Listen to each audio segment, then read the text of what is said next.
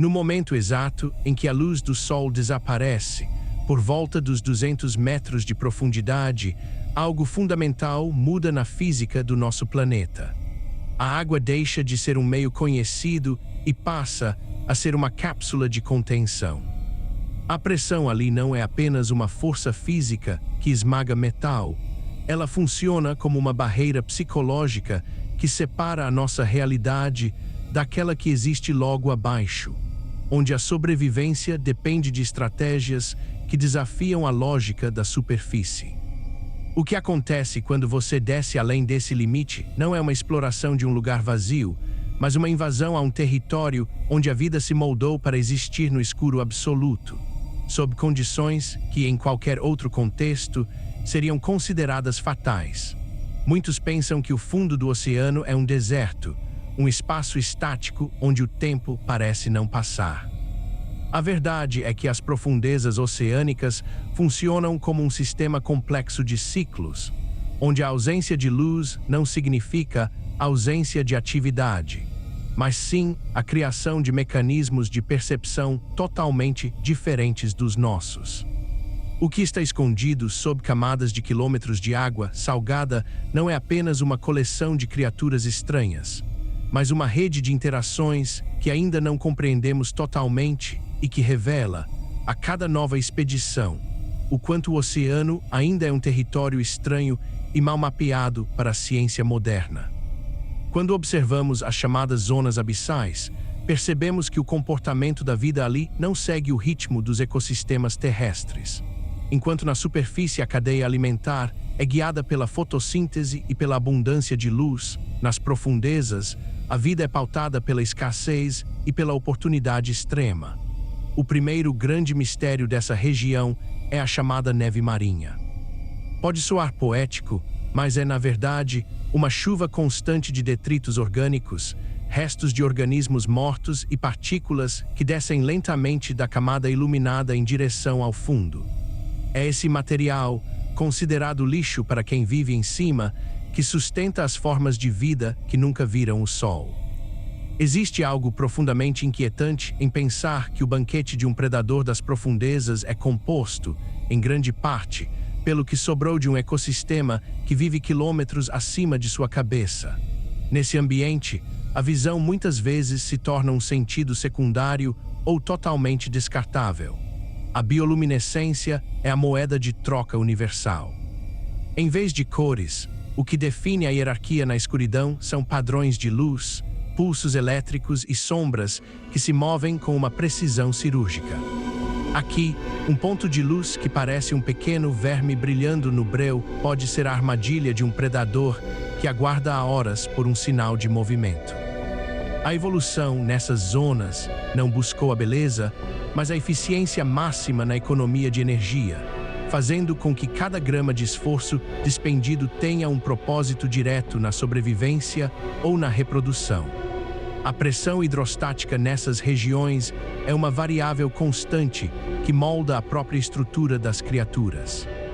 A cerca de 1000 metros de profundidade, a pressão é tão intensa que para um humano seria como ter um elefante equilibrado sobre o polegar. No entanto, para peixes como o peixe pescador, essa pressão é o que mantém sua estrutura biológica intacta. Se eles subissem muito rápido, seus tecidos simplesmente se expandiriam e se desintegrariam.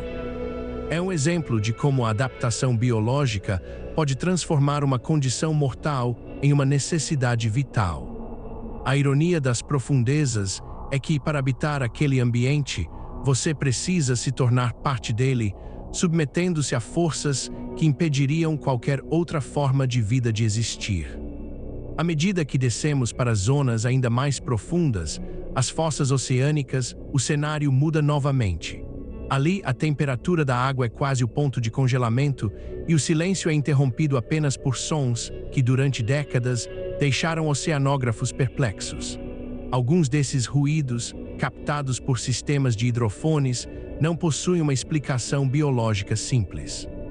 Não se trata de baleias ou terremotos, mas de sons que apresentam padrões rítmicos, sugerindo atividades geológicas ou movimentos de massas de água que ainda não foram totalmente decifrados. Esses fenômenos nos lembram que o oceano não é um tanque de água parada, mas um motor gigantesco, com correntes que carregam nutrientes e temperaturas ao redor do globo, influenciando o clima e a vida de uma maneira que mal conseguimos mensurar. Um ponto de virada na compreensão dessas zonas ocorreu com a descoberta das fontes hidrotermais. Antes disso, acreditava-se que toda a vida na Terra dependia, em última instância, do Sol. Nas chaminés vulcânicas do fundo do mar, descobrimos ecossistemas inteiros que prosperam através da quimiossíntese, convertendo minerais tóxicos e calor extremo em energia.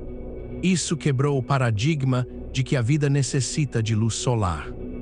O que essas aberturas escondidas revelaram é que a vida na Terra pode ter começado longe da superfície, em condições similares a essas, onde o calor do núcleo do planeta encontrava a água gelada das profundezas. Isso abre uma interrogação sobre o que mais pode estar escondido em áreas inexploradas, onde condições similares podem estar sustentando formas de vida que nem sequer conseguimos imaginar como biologicamente possíveis. Além das criaturas e das fontes de energia, as profundezas guardam os restos do que a humanidade deixou cair. Naufrágios e estruturas que desapareceram há séculos permanecem em um estado de preservação estranho, protegidos da corrosão acelerada pelo oxigênio e pelo impacto das ondas da superfície. O fundo do mar atua como um arquivo, uma cápsula do tempo, onde a história repousa sob toneladas de pressão. Quando vemos um navio do século XVIII pousado no leito oceânico, o silêncio que o envolve é quase pesado. Não é apenas uma carcaça de madeira e metal, mas um testemunho da fragilidade da nossa presença nas águas. O oceano engole essas estruturas e as integra ao seu ecossistema, transformando destroços em recifes artificiais e novas colônias de seres que nunca viram o sol. À medida que os robôs submarinos se tornam mais avançados, o que descobrimos não diminui o mistério, mas o amplia. Cada imagem capturada revela uma nova espécie, um novo comportamento, um novo desafio à nossa compreensão da biologia. A tecnologia, que deveria nos trazer respostas definitivas, acaba funcionando como um espelho que mostra nossa própria ignorância. Percebemos que, quanto mais olhamos, mais percebemos que o oceano profundo não é um ambiente que espera para ser catalogado, mas uma realidade que opera segundo leis que ainda estamos apenas começando a deduzir. A complexidade do fundo do mar não se limita ao que podemos ver com luz artificial, mas reside no que acontece quando desligamos nossos refletores e deixamos o ambiente seguir seu curso natural. A grande revelação ao investigar as profundezas não é que encontramos monstros ou segredos sobrenaturais, mas que descobrimos que a nossa definição de normalidade é uma exceção limitada à superfície. O oceano profundo nos ensina que a vida é muito mais persistente, estranha e adaptável do que qualquer teoria científica pudesse prever há um século.